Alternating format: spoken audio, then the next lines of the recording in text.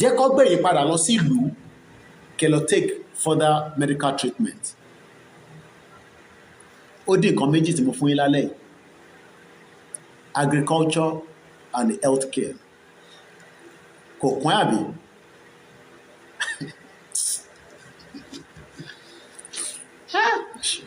Ìyà ti jẹ wá. Àwọn wà lórí social media. Ẹlòmíì adé nísìn a ní Koiki owó tán kó fún ẹ ló kó sí olè àfẹ́ Yorùbá nation yìí nìkan la fẹ́. Ẹ ṣe gan-an ẹ̀ tẹ́ fún wa ní gift.